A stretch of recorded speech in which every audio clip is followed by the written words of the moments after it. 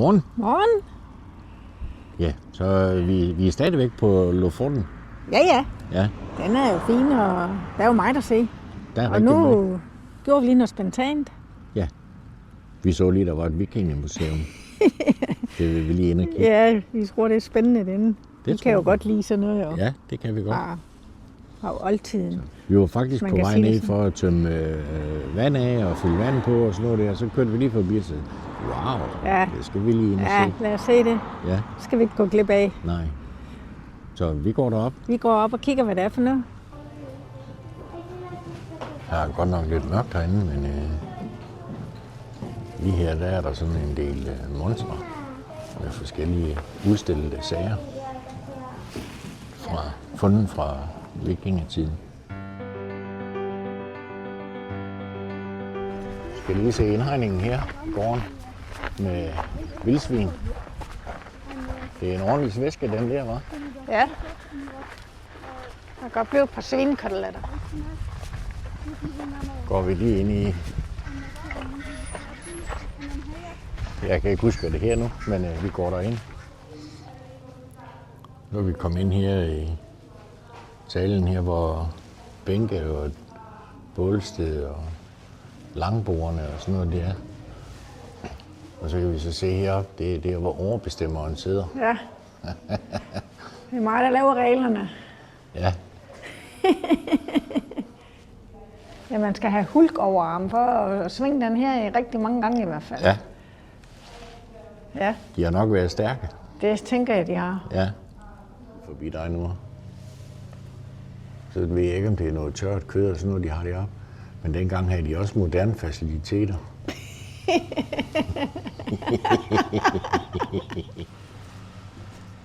Så prøver vi lige at gå ind i storstuen. Ja, kom nærmere.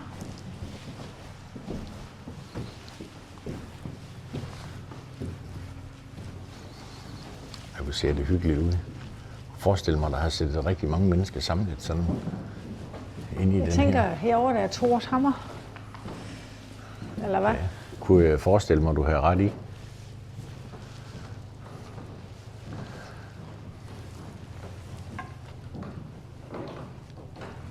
Ja. Det er sjovt med de her hjelme, de... Jeg skal lige prøve at mærke den, beskyttelserne. hvor tung sådan en er. Ja, prøv lige at... Den er en god tung. Nå, det er at den. rende rundt på hovedet med, vil jeg så sige. Jeg tror, jeg blev lidt stivnakket.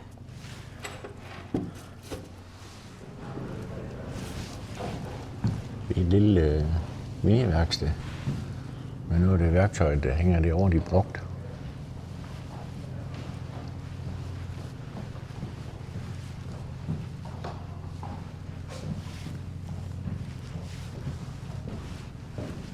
Jeg kører lige forbi her, vupti, så kan vi lige tage deres spyd. Det har nok været til jagt. Ja, Kunne jeg det forestille tænker jeg mig. også, der har. Hvis de skulle... Og her der er så, hvor de har Det er til vist, skibene, tror du ikke? at de skærer alle de her mønstre herude. Ja, Do til... not touch. Ja. Kan lige gå ind her, der er et enkeltværelse. Er det en kiste, hvor de blev brændt af? Jeg ved faktisk ikke, hvad det er, Eller om det er en seng? om det er en seng eller det er et kapel. Jeg ved det ikke. Nej, jeg tror, det er det, hvor de blev sendt ud på havet og brændt. Fordi et hav, der vis heroppe. Nå ja, Og det så er brænder det de nok. dem af, når de er døde. Det er rigtigt. Ja. Kan lige se derovre. I hjørnet derovre, der står der lige et par ski. Ja, Den der, den kan man så komme ud og sejle i. Den sejler kl. 12. Men det venter vi nu altså ikke på. Så er der lige en lille jolle her ved siden af. jeg er faktisk imponeret over, at de sejler så langt i sådan nogle små både. Ja.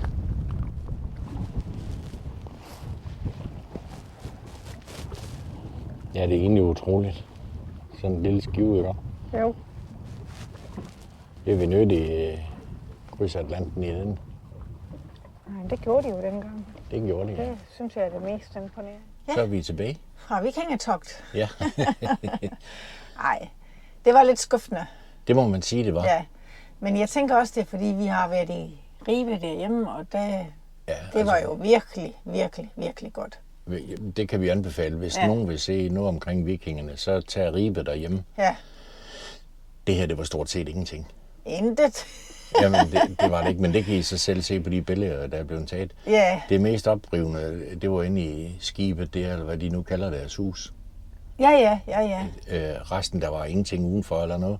Nej. Der var ingen aktiviteter, og ligesom, ja, I kan gå tilbage og se den film, vi har lavet omkring Ja. vikingelejren i det Ribe. Der er virkelig noget for børnene. Ja, Og også for os andre, synes jeg. ja, Altså, der er levet og boet folk der, og var klædt ud, og ja, jeg synes også lidt, at de tager 225 norske kroner per voksen ja, for at komme ind her. Det synes jeg er mange penge for den smule, vi egentlig så derinde. ja.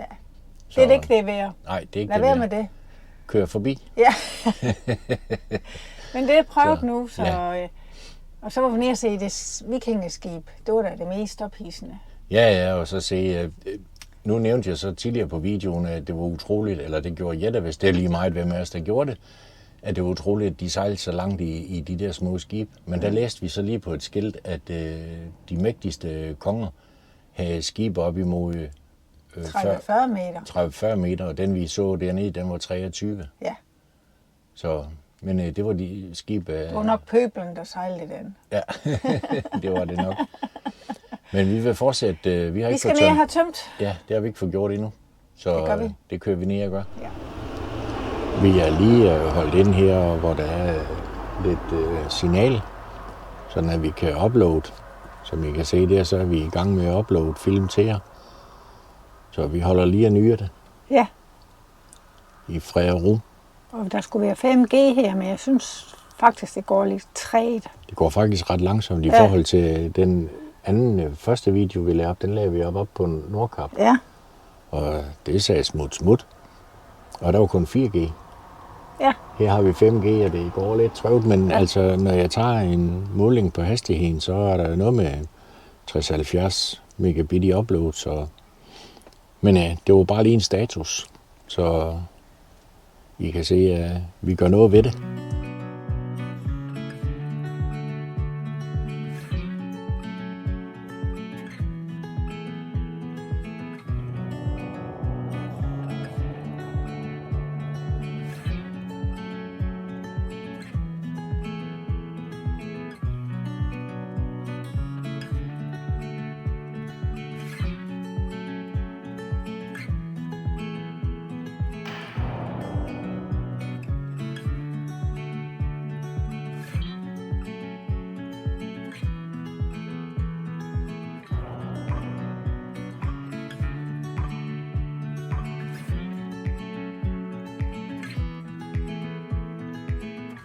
Vi sidder og venter på færgen. vi venter på færgen, ja. Ja.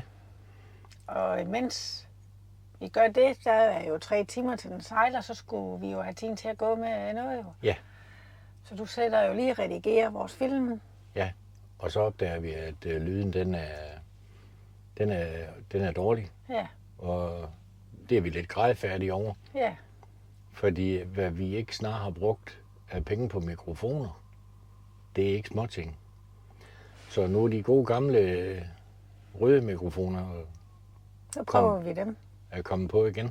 Ja, Så problemet det med røde mikrofonerne, det er sådan set opladningen, og det er derfor, vi ikke har brugt dem. Fordi det er lidt mere kompliceret at lade op. De andre der, som jeg kan godt lige vise dem. Det er sådan en lille bit kasse her, hvor mikrofonerne er i. Og i den kasse her, der bliver det ladet op. Og den kasse her kan jeg have i lommen.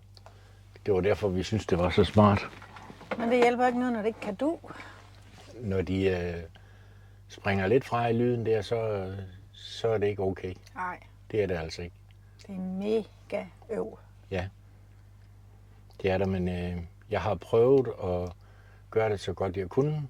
Det er ikke perfekt, men jeg har redt så meget lyd som muligt. Ja, Så Vi kører via med røde, og så sætter vi og venter på færgen, og Det gør vi. vil have de her 4, ja, den sejler kl. 18, og hvis vi så kommer med, Ja, det er jo så lige det, fordi vi har ikke bestilt, fordi vi anede jo ikke, hvor lang tid vi vil være her. nej, Men sikkert en oplevelse herovre. det må vi sige, det er helt vildt. Den natur, når vi kører, vi kan bare sætte nej, og nej, og nej, har du set? Og ja, altså, det er helt fantastisk. Lofoten kan nu, Ja, det kan den. det må vi sige, og nu siger vi farvel til den, og Ja, vi skal nok komme igen.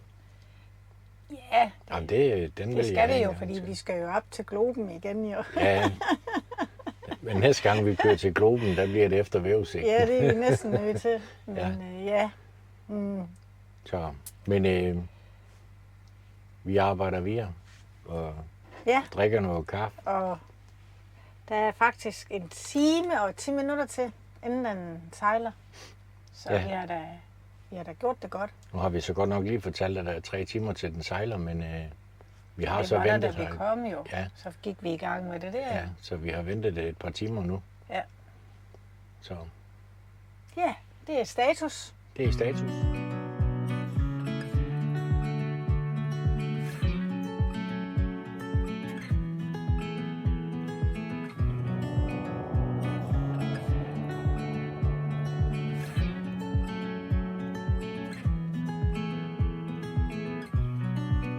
Så har vi i dag den 22. Lørdag den 22. juli. Ja. Vi kom i går aftes kl. 23, da vi kom ind med færgen Ja. fra Lofoten. Ja, og til Bodø, og så kørte vi ned til Saltstrømsbroen, eller hvad det nu hedder. Saltstrømsbroen. Ja, det gjorde vi. Ja. Og der holder jo masser af andre her. Ja, Det gør der. vi er bestemt ikke alene her. Nej da. Så det er en lille p-plads lige ved siden af broen, Ja, og den kan vi da lige vise jer. det kan vi da. Vi har broen der, og så holder vi ellers i en masse heroppe af. Men der er stadigvæk ledige pladser, Ja, da. så det er til at få plads. Ja, det koster ikke noget. Nej, Det gør det ikke. det er gratis. Der er en skraldespand her, Det er der også. så Men vi bevæger os nedad og ser, om der er strøm i vandet. ja, Det skulle være meget interessant. Vi får se. vi kan i hvert fald høre, vandet løber dernede nu. Der er bølger på, kan jeg se. så, men Vi viser lige lidt, og måske, hvis vi er heldige, at der ikke er... Jeg synes ikke, der er så meget vind. Så det kan jo være, at du får dronen op. ja, det tjekker vi lige, når vi kommer Det kunne være derned. fedt. Så jeg har den i hvert fald hen over skulderen, Ja, så det ville være dejligt, hvis vi Ja. lige kunne få den op. ja. Det kunne måske også spare mig en tur op på broen. Og der vil jeg gerne op, jo. Ja, Vi skal jo også køre orden, jo, så det skal kommer vi. på den under alle omstændigheder, Det enten gør vi. gående eller kørende. Det gør vi. Ja. Vi er nået vandet. Der kan I se her, og strømningerne. Den båd, den sejler hurtigt den vej. Den glider nærmest ned ad bakke, Ja, her er men strøm. det giver sådan nogle vivler.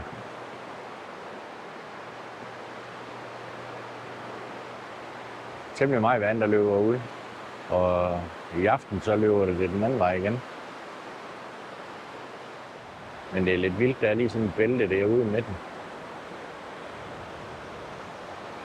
Ja, det er for vildt. Ja, Det er det, der løber godt nok meget vand igennem. Altså, det er jo ikke sammenlignet med Storfossen, men overhovedet ikke det. hvis Det er jeg jo understrøm, det her. kører derovre, så kan man se niveauforskellen derovre. Ja. På hvor lavt det egentlig er herude, og hvor højt det er derinde. Så den tømmer lige søen, eller hvad det er?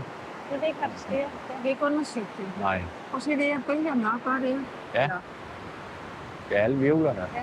Hey, darling, can I tell you what's been on my mind? Sick and tired of the 9 to 5 in the city life.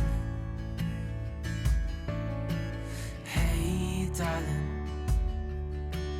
we could get out of town, see the beautiful world around, wanna see it now. Pack our bags and get in that car, leave a little note and we'll drive real far. Let's get out, we can leave this city. Let's drive to the open countryside is so pretty, with the wind blowing in your hair.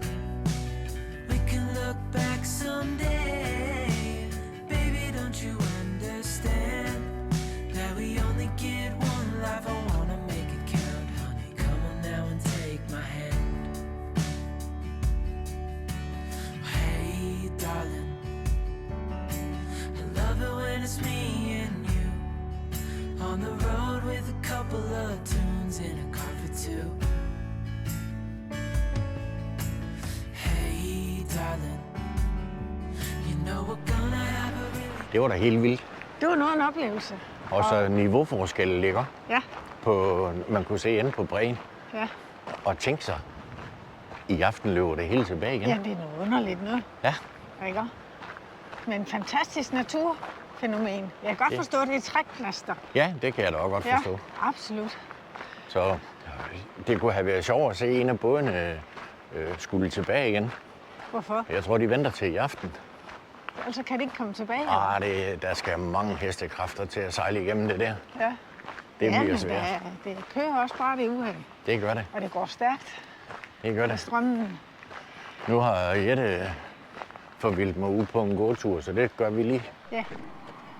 Og bare lige til en oplysning, så løber der 400 millioner liter vand igennem.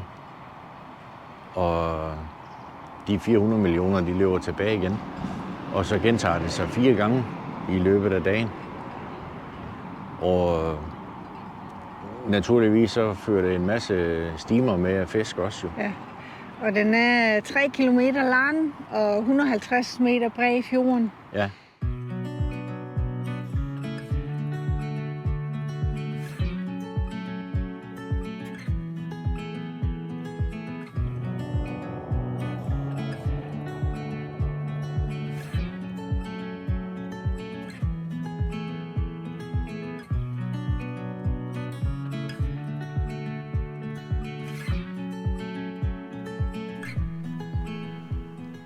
Vi lige holdt ind for at få en pause.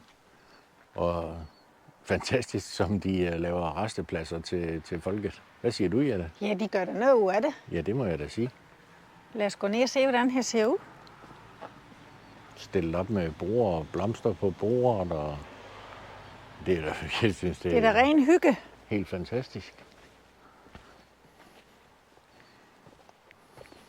Så kan man skrive, man har været her, tror jeg. Tror du?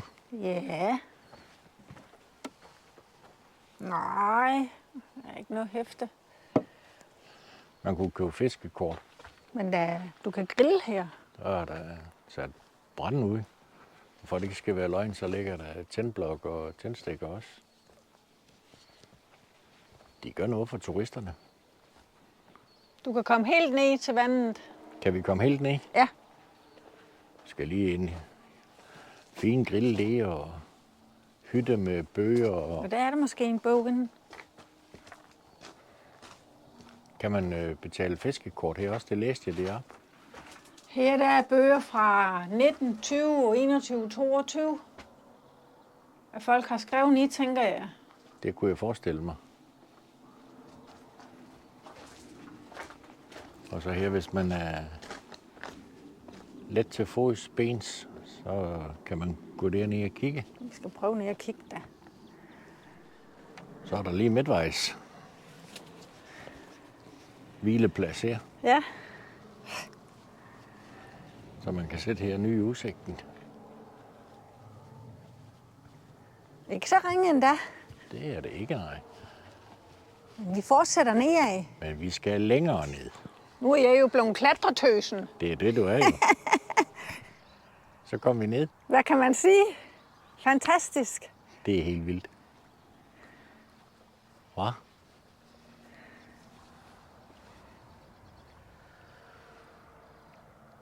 Det synes jeg. Altså det...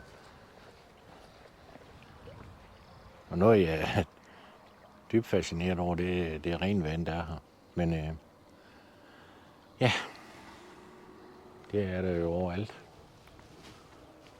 Så ja, jeg ved ikke, den derovre, det er nok ikke en shelter. Det er den nok for lille til. Det er den for lille til. Ja.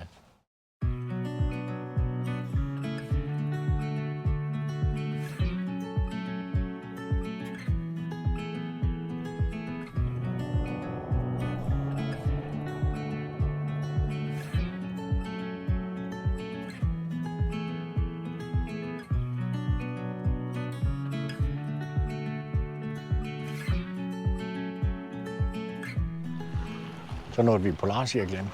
Ja. Igen. Ja, bare den anden vej jo på Norge-siden. Ja. Sidste gang var det jo Finland. Så nu kan det være, at vi får de mørke nætter tilbage. Ej, der går nok lige lidt. Vi kommer lidt længere dernede, men vi har masser at skal se endnu. Det har Masser. vi. Masser. Ja, Så vi er ikke engang halvvejs. overhovedet ikke. Så kan du da lige vise den ene på toppen af bjergene derovre. Jeg kan da også lige vise, at her er masser af sne og parkeringsmuligheder, der er masser af. Ja, så kommer vi jo lige ind her. Men det er jo noget, vi alle sammen har set før, som de har alle steder. Men hyggeligt er det da. Jeg skal lige vise jer den her over. Nu har vi mødt temmelig mange får på vejen, så jeg synes faktisk, den var lidt sød. Ja. Nu har vi lige kravlet op på bakken for at se alle de her stensætninger, der er. Dem er der altså mange af.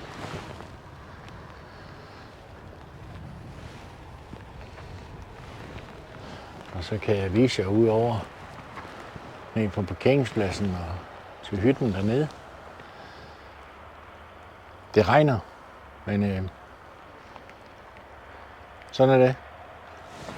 Ja, det er der ingen hindring. Overhovedet ikke. Der er mange sten her, hva'? Der er rigtig mange. Ja, det var lige det, du sagde. Der var mange. Man skal passe på med, hvor man går også, så man ikke ødelægger nogen af dem. Ja, vi vil jo ikke vælte noget jo. Overhovedet ikke, helst ikke da. Jeg ved ikke, det har en eller anden betydning. Men jeg ved faktisk ikke, hvad det betyder. Tror du, der står noget heroppe, derovre? Nej, det tror jeg ikke. Vi kan prøve at gå ned og læse det. Okay. Vi bygger den store, fine en. Nej, den er så fin. Er du tilfreds? Ja, jeg er tilfreds. Det er godt. Så har vi kørt ind for aftenen. For natten. Ja, aften og nat. Ja. Ja. Vi kan ikke køre med i dag. Ej, jeg synes, del med, at vi har gjort det rigeligt. Ja, små 400 km eller sådan noget. Jeg har ikke lige helt styr på det. Ej, men det er nok noget i den omfang. Vi har lige spist. Det har vi. Og sætter og nyder et glas vin. Ja. Og udsigten. Udsigten. Det er nok det fedeste sted, vi har holdt på turen her. Ja, det tænker jeg også. Vi er stort set helt nede ved vandet. Ja, Og I kan sikkert også høre det. det tror jeg også, I kan. Jeg viser jer det. Det her det er det bord, vi sidder ved. Cosmo der, bordet her, vandløb derovre. Og så løber det bare ned af det. Ja, vi synes jo, det er helt fantastisk. Wow. Ja, Hvad siger man så? wow, Wow. siger vi. Ja, det er skønt. Men bare sæt her og nyde udsigten. Det er helt fantastisk. Det er det. Jeg Så- tror også, vi er længere om at køre i morgen, tænker jeg. Vi har ikke travlt nu. Nej, vi har ikke. Jeg har 280 km til Trondheim herfra. Ja, det er planen, vi kører til Trondheim, Ja. og så skal vi... Hvad er der der? Ja, men jeg ved ikke rigtigt, om der er noget i Trondheim for os. De har jo nok lukket i morgen, det er søndag. Men i nærheden af Trondheim, der er Atlanterhavsvejen. Det var den, vi skulle på. Jeg kunne ikke lige komme Ja. i tanke om det. Nej. Så, Og på et eller andet tidspunkt skal vi jo ned ad Trollestien også. Jo, men der kommer vi til Dianjo og... Ja, hvad hedder den så? Fjorden. Fjorden. Jeg var Ja. lige ved at sige floden, men det er Ja. fjorden. Den kommer vi til først. Ja. Så. Men vi vil også slutte den video her. Ja, det vil vi med at sætte og nyde det, Ja, inden vi trækker ind. ja. Så starter vi på en ny video. Ja, i morgen. Så Ja. kan I nu have have det det så godt godt? derude. Ja. Og pas godt på jer selv. Hej hej. Hej hej.